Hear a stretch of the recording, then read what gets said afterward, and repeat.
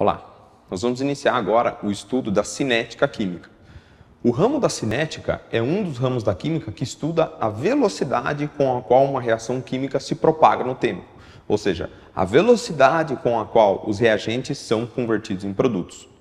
Essa velocidade usualmente é medida como a taxa de conversão de reagentes em produtos, e essa taxa de conversão pode ser medida em uma diversidade de formas e unidades, dependendo da ocasião e dependendo do que é mais conveniente para um experimento ou para outro. Antes da gente falar especificamente sobre a medida da velocidade, a gente precisa saber quais são os fatores que diretamente influenciarão essa velocidade. São 4 os fatores principais. O primeiro deles é a área de contato, ou a superfície de contato.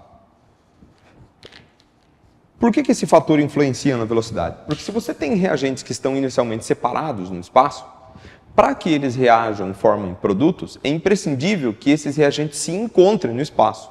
E esse encontrar significa que eles colidam uns com os outros. Se você tem, por exemplo, um bloco de ferro e você espera que esse bloco seja oxidado pelo tempo. A oxidação significa a reação desse bloco de ferro com o oxigênio que existe aqui no ar. Agora, todos os átomos desse bloco de ferro estarão disponíveis para serem oxidados? Não. Apenas os átomos que estarão exatamente na superfície desse bloco, em cada uma das faces. Então, quer dizer, se você quer que essa reação seja acelerada de alguma maneira, o que você pode fazer? Você pode cortar esse bloco ao meio, separar esses dois pedaços, e então os átomos que antes estavam no interior do bloco agora estarão nessa superfície da separação entre os dois pedaços. Você aumentou a área superficial e esses átomos também estão aptos para reagirem.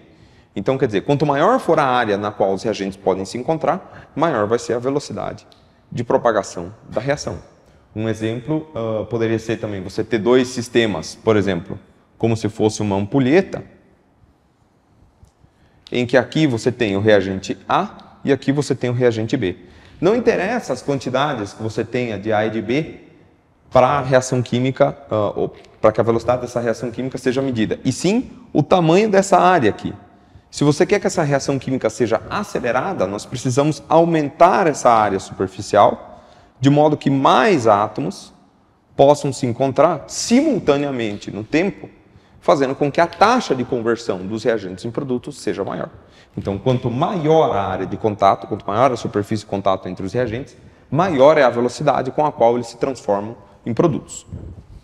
Nós podemos pensar em reações químicas, só que isso é importante para reações que a gente chama de reações heterogêneas, ou seja, reações em que os dois ou mais reagentes eles estão em fases distintas e precisam se encontrar. Imagine que você tem uma reação em fase aquosa, por exemplo, você adicionou 2 solutos dentro de uma solução, você preparou uma solução aquosa com os 2 reagentes, não vai haver, no estrito senso da expressão, não vai haver uma área de contato entre eles, porque eles estão misturados num volume que é tridimensional, ou seja, não existe uma superfície na qual eles se encontram, eles estão se encontrando ao longo de toda a solução.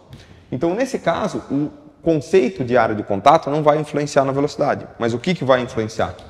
Vai influenciar a concentração dessas espécies. Quanto maior for a concentração dessas espécies dentro daquela solução, maior é a facilidade com que esses diferentes reagentes se encontrarão no espaço, ou seja, irão colidir naquele espaço tridimensional, naquele volume, e quanto maior a facilidade com que eles se encontrem, maior é a probabilidade de que esse encontro resulte de uma reação química e transforme os reagentes em produtos. Então, se você reduz a concentração das espécies, você dificulta o processo dos diferentes reagentes se encontrarem e você dificulta a transformação desses reagentes que precisam se encontrar em produtos. Certo? Então, esse é o segundo efeito. Uma outra maneira de aumentar a velocidade com a qual as partículas se encontram dentro do volume ou do espaço do reator é você pensar em aumentar a temperatura. Por quê? Porque nós já vimos lá no caso dos gases, por exemplo, que a temperatura afeta a energia cinética das partículas, elas se movimentam mais rapidamente.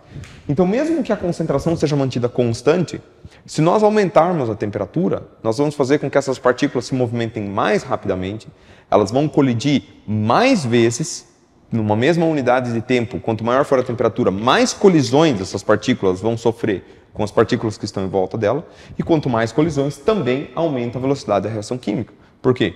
Um número maior de colisões, a probabilidade que a parcela dessas colisões que gera produtos também aumenta. Então, aumentando a temperatura ou aumentando a concentração, ou claro, aumentando as duas, nesses dois casos aqui nós vamos ter um aumento da velocidade da reação. E um último aspecto que também influencia na velocidade é a presença ou não de um catalisador.